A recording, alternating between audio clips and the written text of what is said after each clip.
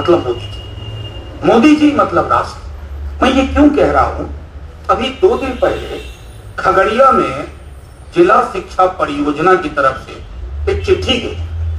21 तारीख को निबंध लेखन करना है। निबंध का टॉपिक सुनिए, student development under the leadership of Narendra Modi as chief minister of Gujarat and prime minister of India. अभी तक हम लोगों ने सुना था कि मृत महापुरुषों पर अब इनको भरोसा नहीं है कि जाने के बाद कोई लिखवाएगा कि नहीं लिखवाएगा, तो जीते जी लिखवा दें। Anyway, I'll just flag, most of my colleagues have spoken about couple of things. जैसे नमिता जी ने भी कहा, if you carefully listen to the ad of mutual fund, तो जब आपको बेनिफिट्स बताए जाते हैं तो रुक रुक के बताया जाता है और अचानक से बहुत तेज आवाज हो जाती है जब आप सुन नहीं सकते, जिसमें रिस्क की बात होती है। ये जो 65 पेज का डॉक्यूमेंट है ना, ये म्यूचुअल फंड का डिस्क्लेमर वाला डॉक्यूमेंट है, तो वो रिस्क ज्यादा है। अब मेरे कई सारे टर्म्स एंड कंडीशंस अप्लाई जो जिसमें कहते हैं, और अक्सर वो टर्म्स एंड कंडीशंस कंज्यूमर के खिलाफ भी होता है। मेरे मित्र रतन ने मुझसे कहा कि संसद में, तो मैं मुगालते दूर कर दूं। संसद एक ऐसी चीज है जो महज इमारत, और पुरानी वाले में चूंकि आत्मा भटक रही है पुराने लोगों की, तो हमारे प्रधानमंत्री जी ने कहा कि भटकती आत्माओं के बीच नहीं रहना है, नई इमारत बना रहे हैं संसद की। मैं ये इसलिए कह रहा हूं कि संसद पे भरोसा मत कीजिए। किसानों ने संसद पे भरोसा नहीं किया। मैं संसद में उस दिन था और मैंने कहा था ऑन रिकॉर्ड कि सभी दलों को चाहिए कि विप, दलीय विप को छोड़े। किसानों ने विप जारी किया, नहीं सुनी। मैंने इतना, मुझे भी भरोसा नहीं था, लेकिन मैंने कहा था एक दिन आपको ये वापस लेना होगा। मैंने सोचा था कि हम लोग होंगे ना होंगे तब वापस होगा, होते ही हो गया वापस, रहते ही। मैं ये इसलिए कह रहा हूं, मेरा 3 अनुभव है। Schedule caste schedule tribe atrocities act में इन्होंने टेम्परिंग की, आप सड़कों पे उतरे, इन्होंने वापस किया। रोस्टर में इन्होंने टेम्परिंग की, मुझे मंत्री ने, सदन के अंदर मंत्री महोदय ने कहा कि इसमें गलती क्या है बताओ। मैंने कहा सर गलतियां तो मैं बहुत बताऊंगा, आप मुझको एक अच्छी चीज बता दो। इसमें एक अच्छी चीज रोस्टर सिस्टम में क्या, वो वापस हुआ। संसद की वजह से वापस नहीं हुआ, संसद एक पूरक भूमिका में रही होगी। वो वापस इसलिए हुआ कि सड़क की ताकत है। मैं मोदी जी को, प्रधानमंत्री जी को बहुत करीब से जानता हूं। संसद से वो नहीं डरते, सड़क से कभी कभी डर जाते हैं। आपको वो डर, वो खौफ सड़क पे पैदा करना होगा और उनको भी एडुकेट करना होगा।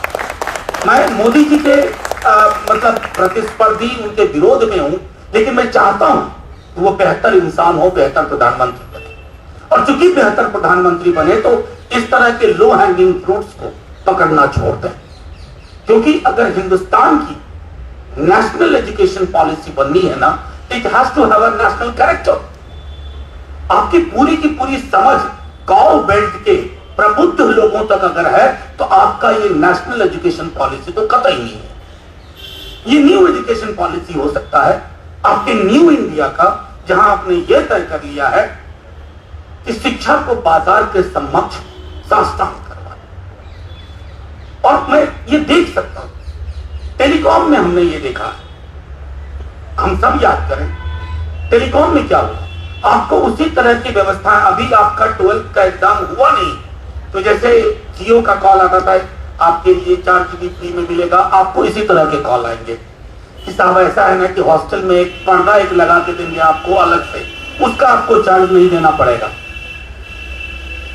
Education had an emancipatory role. आप बाबा साहब को पढ़ो, मैं अपनी बात नहीं कह रहा। कॉन्स्टिट्यूएंट असेंबली डिबेट देखिए, क्या नजरिया। Education was perceived to be an instrument of emancipation। आप क्या कर रहे हैं आज इतने वर्षों बाद। और मैं एक बात और कहूं, मेरे पंकज जी ने भी कहा था कि जब आज हम क्रिटिक कर रहे हैं तो मैं ये कतई नहीं मानता कि इससे पहले कि दुनिया सुनहरी थी या स्वर्ग था। नारकीय परिस्थितियां तब भी थी, लेकिन हया की एक चादर हुआ करती थी। इस दौर ने उस चादर को भी हटा के रख दिया। बेशर्मी से सारी चीजें हो रही हैं। और ये मैं समझता हूं इस पूरे पैनल में जितने हम लोग बैठे हैं, हमको 2 मिनट पहले बता दीजिएगा, 2 मिनट पहले हम सब पब्लिक फंडेड एजुकेशन सिस्टम से आए। मैं कल्पना नहीं, मैं जिला स्कूल से ऐसा सकता। मैं समझता हूं कि आप में से भी कई लोग उसी तरह के विद्यालयों से आएंगे। वो ढांचा खत्म हो रहा है, हायर एजुकेशन में वो ढांचा खत्म हो रहा है। आपके सामने विकल्प के रूप में दिल्ली यूनिवर्सिटी होगी भी नहीं, क्योंकि देखिए जैसा कहा ना रतन ने कि खत्म करने के बहुत तरीके हैं। स्लो पॉइजन सबसे बढ़िया तरीका है। आप किसी, वो कहते हैं ना, give a bad name to a dog and then kill him. JNU के साथ क्या किया?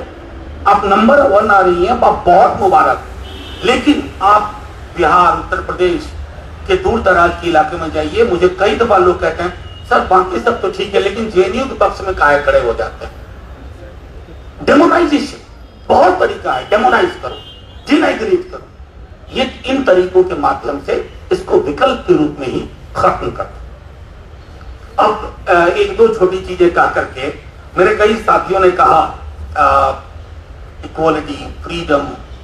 मेरा मानना है कि कोठारी कमीशन जब आया, हालांकि उस पर भी हमने कोई काम नहीं किया, इसलिए मैं कहता हूं कि अतीत में सारी चीजें अच्छी हो रही थी, ये भी नहीं, लेकिन हाँ एक क्रिटिकल नजरिए के लिए स्पेस था और उस स्पेस को देशद्रोह की संज्ञा नहीं दी जाती थी।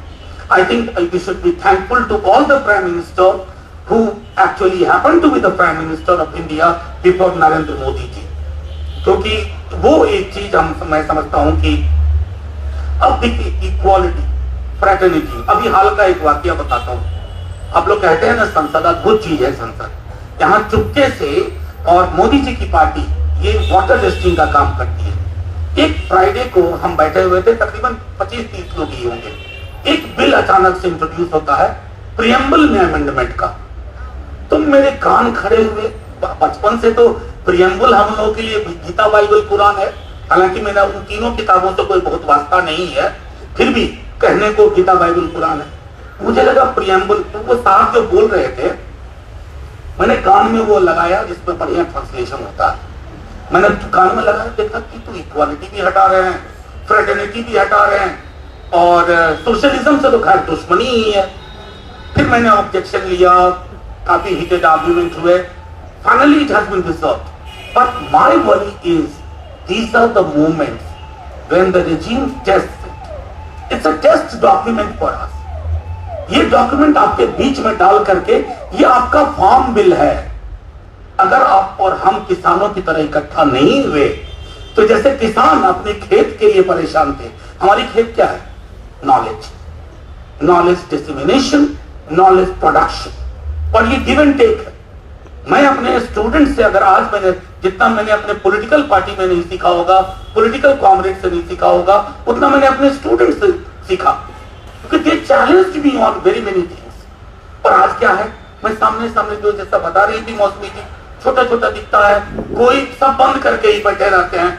अब यहाँ शिक्षा तो आईबॉल टू आईबॉल का काम है।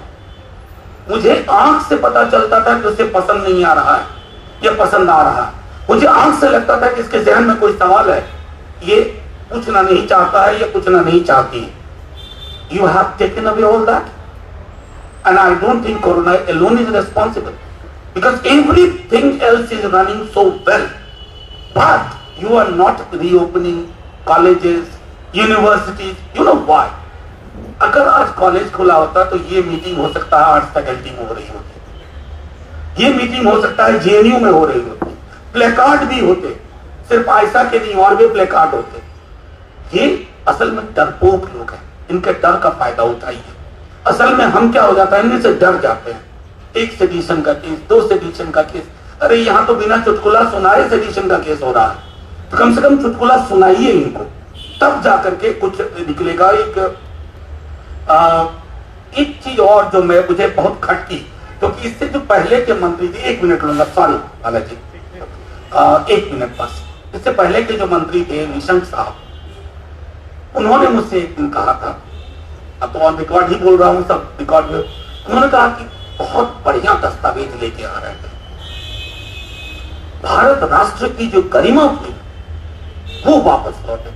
और ये 1 to 1 मेरी बात करें, मैंने कहा सर ये गुम कब हो गई थी, ये जो गरिमा है ये गुम कब हो गई, और जो गुम चीजें हुई हैं वो तो वापस आनी भी नहीं चाहिए, क्योंकि उसके कुछ अंश हैं कि उत्तराखंड में मिड डे मील बनाने के बाद बच्चे हट जाते हैं वहां से। और मुझे अक्सर याद आता है कि बाबा साहब भीमराव अंबेडकर स्कूल में 8वीं कक्षा में अपना, उनको शिक्षक ने कहा, मैथ्स में बहुत तेज थे, उन्होंने कहा बोर्ड पे इसको हल करो, वो बोर्ड की ओर बढ़े, सारे जो अपर कास्ट के बच्चे थे बोर्ड के पास गए, क्योंकि बोर्ड के पीछे उनका टिफिन था, लगा कि भीम यहां खड़ा होगा सारा खाना पोल्यूट हो जाएगा।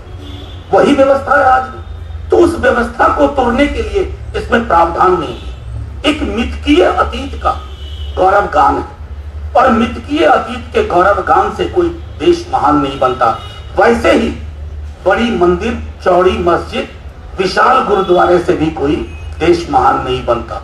देश महान तब होता है जब आप नेशनल डिस्कोर्स की इज्जत करते हैं, आप अलाउ करते हैं रीजनिंग को, आपने अनरीजन को रीजन के ऊपर बिठा दिया। और ये पूरा दस्तावेज रीजन की कैजुअलिटी का दस्तावेज है। इससे ज्यादा एक कन्वेंशन रख लेना बालाजी, बहुत सारी चीजें हैं। जिंदाबाद साथियों, जिंदाबाद।